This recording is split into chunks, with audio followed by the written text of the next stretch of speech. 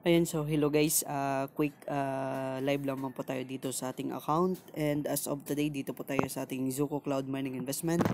And ngayon guys is i-get all po natin today yung ating miners dito, no. So nag-earn na po siya dito ng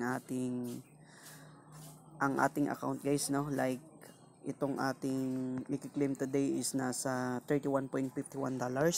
So click natin yung get all na yan. Ayan, so 34, yung dadagdag po sa ating account is nasa 135.06 na. Then dito sa part na to guys is punta tayo dito sa ating system, then click natin yan. Okay, so meron tayo ditong subordinate na nag-rent ng machines, no? So meron tayo ditong nakuha na $1.28. Ayan. So dito sa part na to guys is punta tayo dito sa wallet natin. Then double check natin dito yung mga rebates natin. Then yung ating mga members. So as of today, meron na po tayo ditong 414. And sa wallet natin, titingnan natin today kung meron ba tayong na miss out, no, na ZBS natin. So kailangan double check talaga natin yun always guys. So dito tayo sa buy button, then meron tayo ditong 1.28, i-buy natin yan ng ZBS para at least daily is magkakaroon pa siya ng interest since hindi pa siya natin i-withdraw. So click natin yung buy, then as of today makikita po natin yung sa C2C transaction natin, sa my orders pending ang ating transaction. So bukas guys is makikita po natin yan, no, yung ating ZBS dito, yung ating orders dito, no, na-execute na. So as of today, okay, ito pa yung execution ng ating mga machines dito. So kahapon nag-execute din tayo dito ng 7.32, then executed na siya. Then as of today, pending yung ating $1.28. So dito pala tayo sa C2C transaction bumili guys, kasi kapag kung dito tayo sa buyers, no, so like for example dito ay kanina 1.28 natin, ang makukuha po natin dito is, okay, C2C kasi yung napunta na. Dito tayo sa official, ang makukuha natin dito sa 1.28 natin is 1.81.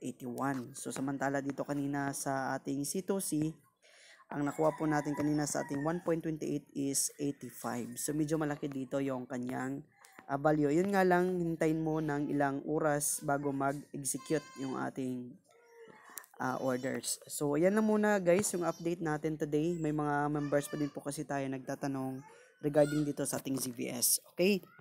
So, pasilip ko dito sa inyo ng mabilisan guys, no? So, lahat ng binibili natin na machines dito guys is under ZBS po siya.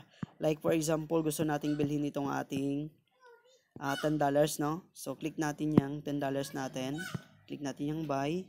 So, dito sa $10 natin guys, direct na po yan na mag-deposit tayo ng USD or naka ZBS. So wala nang problema dyan kapag kung may USD tayo na deposit or ZBS. So dito tayo sa pinakamalaki, like for example itong promo guys, no. So dito sa 25.50, kapag kung gibay natin yan, so kailangan dito na meron po tayo ditong ZBS na worth of 16.11. So magkano yung magiging recharge natin kapag kung hinabol natin tong 16.11?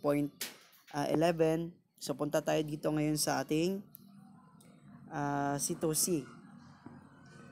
Sa C2C natin is titingnan natin today kung kapag kung bininta po natin tong 16, no. So dito tayo sa Zoco officials kasi mag-reflect yan agad. For example dito is 16 or gawin na lang natin 17, no. So ibig sabihin yung total na i-recharge mo dito is dapat nasa 24. Okay? So titingnan natin today kapag kung i-buy natin yung 24 na yan na makaabot siya ng 16. Okay, hindi makaabot ang 24 ng 16 guys, so dapat 25. Okay, hindi din 27 or 26. Okay, so dapat ang i-recharge po natin dito guys is nasa $26 po yung i-recharge natin doon sa ating 5.50 kanina. So dapat ang i-recharge po natin dito is $26. So punta lamang po kayo dito sa wallet niyo, then click natin yung deposit na yan, then Philippine Peso, then click natin yung 26. That's it.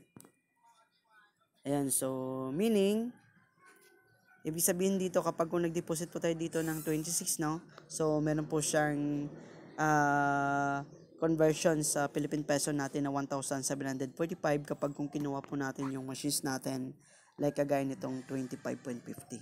So yan lang guys, lahat ng transaction natin is kailangan converted ng ating investment dito sa ating ZBS.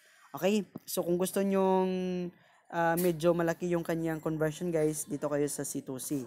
Pero yun nga lang matagal. Then kapag kung sa Zoco Fishes transaction tayo, mas madali pero medyo malaki yung kanyang tawag dito. Medyo maliit yung kanyang kapag kung binenta natin, maliit yung kanyang value. Then kapag kung nagbili tayo, malaki yung kanyang value. Kapag kung sa Zoco Fishes tayo.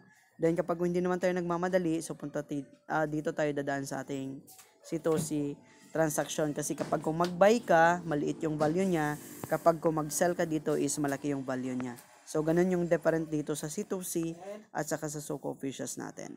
So, yan guys yung update. Then, kung may mga question kayo regarding dito sa inyong account, just PM me and andyan po yung link natin sa description box. Yung Facebook po natin andyan po sa description box guys. So, yan lang muna and happy earnings everyone.